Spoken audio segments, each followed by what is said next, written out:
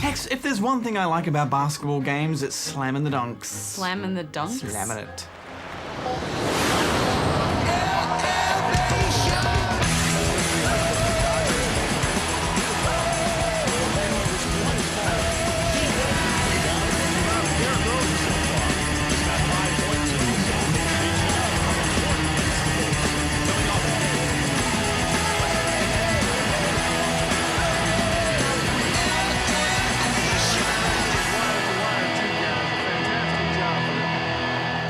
NBA is back again with 2K13, and this time the devs have stepped away from the showcase modes of the previous couple of games. That's right, this is all about focusing on that core gameplay and polishing that right up, and even though those retro players and teams are still there, what they want here is the most realistic and smoothest basketball sim possible.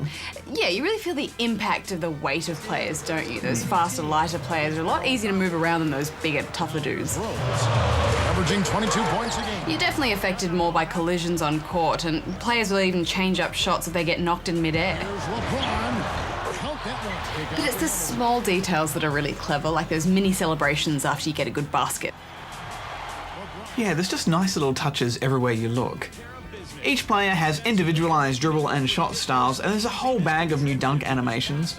It's not better looking than 2K12, but at least this time there's less repetition in player movements, and it keeps the game dynamic. It looks kind of sharp and snappy from where I'm standing. The dribble gameplay has been changed up this time around.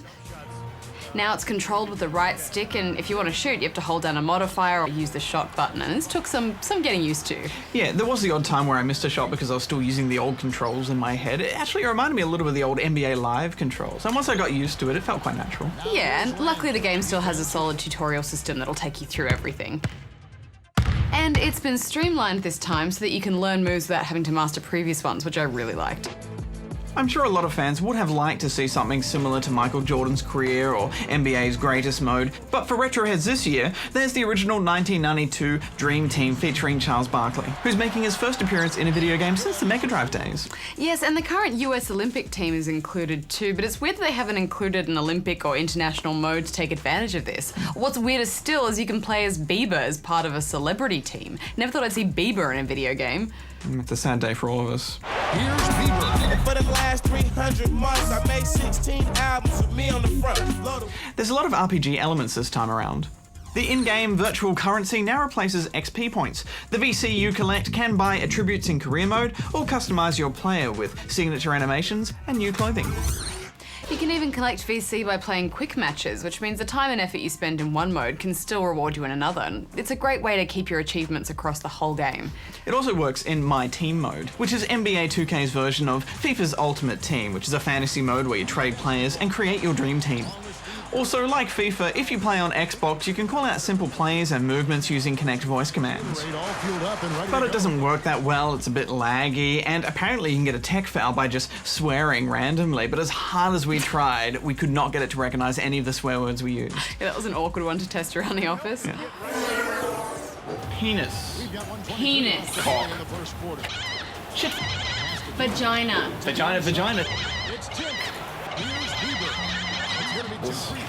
Justin Bieber. There are also some really unique features buried in there, such as, are you ready for this? 2K13 has its very own sneaker creator. I got a million ways to get it. Choose one.